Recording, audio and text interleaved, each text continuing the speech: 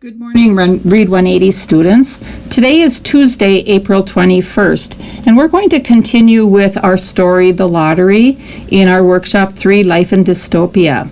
Today's learning target is I can analyze how the author's word choice affects the text meaning and tone. I can identify important events in a text and cite text evidence. So today we're going to continue to read The Lottery, and we're going to take a little bit closer look at the impact of the words and phrases that Shirley Jackson, the author, used in this story. And then we'll also want to consider how do those words and phrases help us understand better or more about the main message of the story. So today what we're going to be doing is we're going to be reading pages 138 to page 143. And we're just going to read through it together for the first time before we start really digging a little deeper into the vocabulary and the close reading. So if you follow along with me, just to kind of summarize as we move forward, remember preparations for the annual village lottery are underway. The black box has arrived, and the villagers seemed a bit wary or a little bit worried or nervous about it. So we're going to keep reading to find out why that might be. Okay, so you should be on page 138. And again, just follow along. There are also footnotes at the bottom of each page, or most of the pages. So again, that will help if you're not really sure what one of those meanings are. You'll notice I will stop once in a while and maybe just interject that meaning so we all have a clear understanding of what we're reading today. All right, so page 138. There was a great deal of fussing to be done before Mr. Summers declared the lottery open. There were the lists to make up, the heads of families, heads of households in each family, members of each household in each family.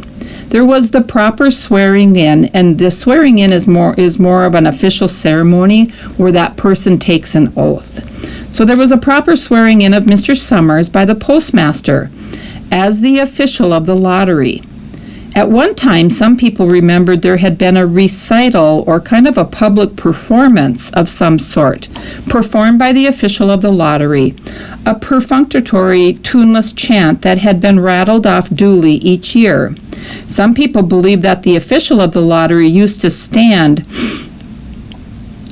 just so when he said it or sang it. Others believed that he was supposed to walk among the people, but years and years ago, this part of the ritual had been allowed to lapse. There had been also a ritual salute, which the official of the lottery had to use in addressing each person who came up to draw from the box. But this also had changed with time. Until now, it was felt necessary only for the official to speak to each person approaching. Mr. Summers was very good at all of this.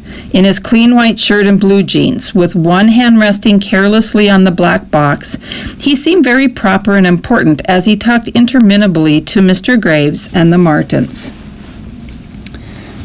Page 139.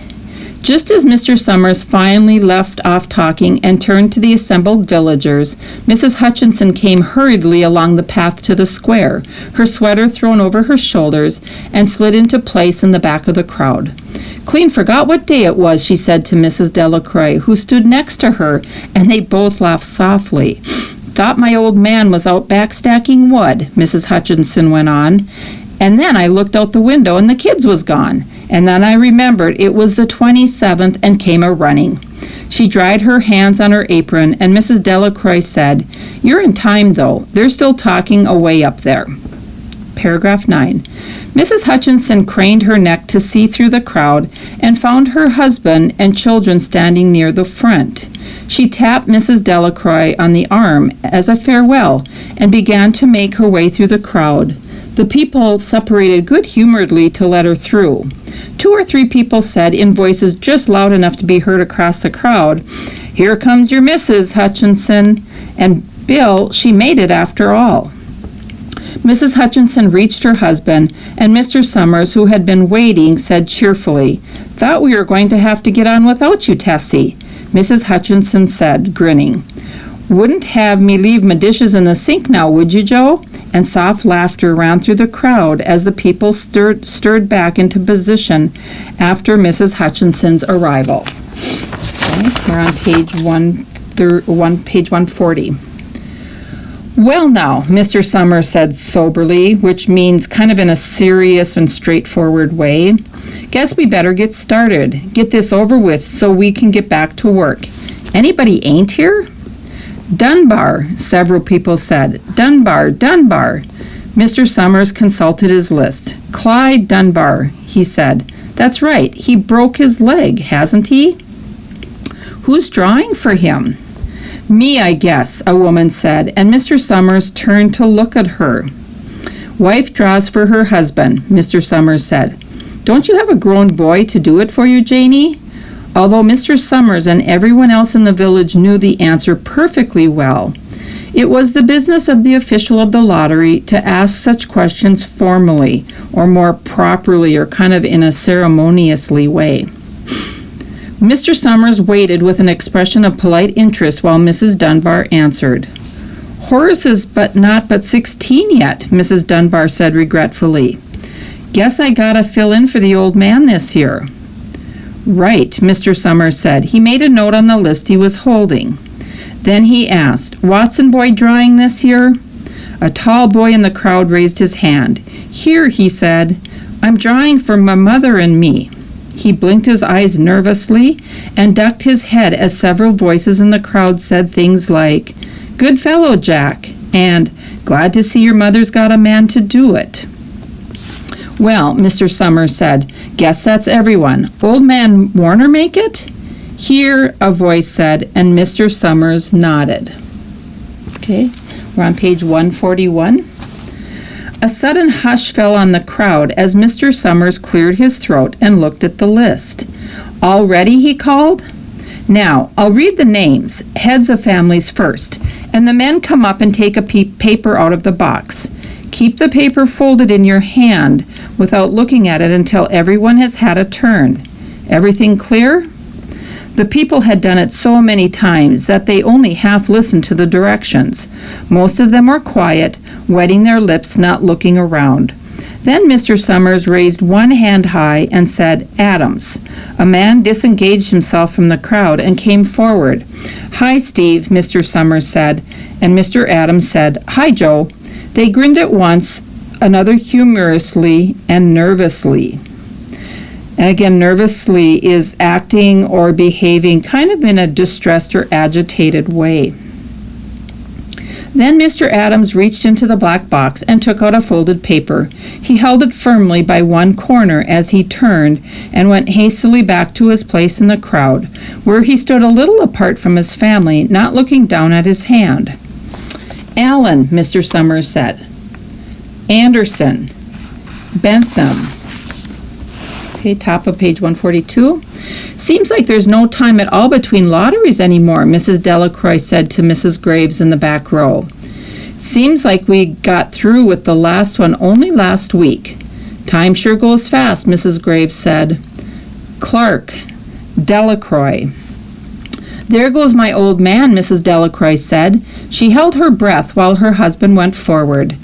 Dunbar, Mr. Summers said, and Mrs. Dunbar went steadily to the box while one of the women said, Go on, Janie, and another one said, There she goes.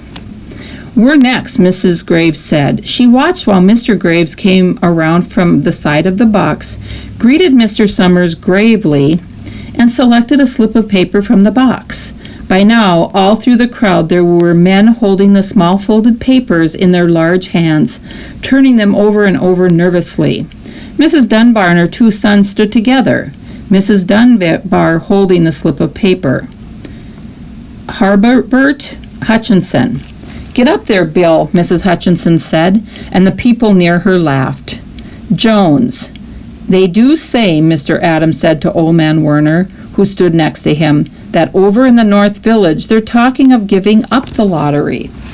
Okay, top of page 143. Old man Werner snorted.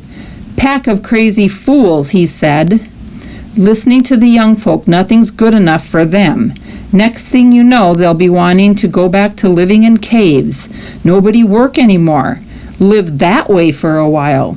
Used to be saying about lottery in June, corn be heavy soon. First thing you know, we'll all be eating stewed chickweed and acorns. There's always been a lottery, he said petulantly. Bad enough to see young Joe Summers up there joking with everybody. Some places have already quit lotteries, Mrs. Adams said. Nothing but trouble in that, Old Man Warner said stoutly. Pack of young fools. Martin, and Bobby Martin watched his father go forward. Overdyke, Percy. I wish they'd hurry, Mrs. Dunbar said to her older son. I wish they'd hurry. They're almost through, her son said. You get ready to run tell Dad, Mrs. Dunbar said. And we're going to stop with the reading for today for those pages. And I want you to go ahead and looking at this next slide, we're going to actually go back to page 138. And your assignment is going to be pages 138, 139, 140, and 141. And this slide and the next slide will help give you the definition for the academic vocabulary. And then on pages 139,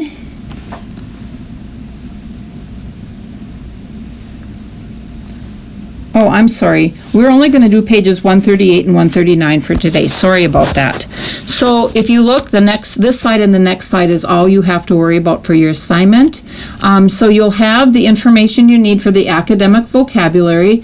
Again, following the directions. Again, refer to the footnotes if you have any questions about those words. And the last slide, I want you to complete pages 139, and then where it says close reading, you'll do the key idea, use word strategies, and the react and write. And on the left-hand side of this slide, I did try to put some notes that might help you answer these questions. And again, I'm just going to remind you, be thorough when you do your responses, and then we will go through these together the next day. All right, that's it for today. If you have any questions, you can surely shoot me an email. I'll be working at school, so you can call me on the phone.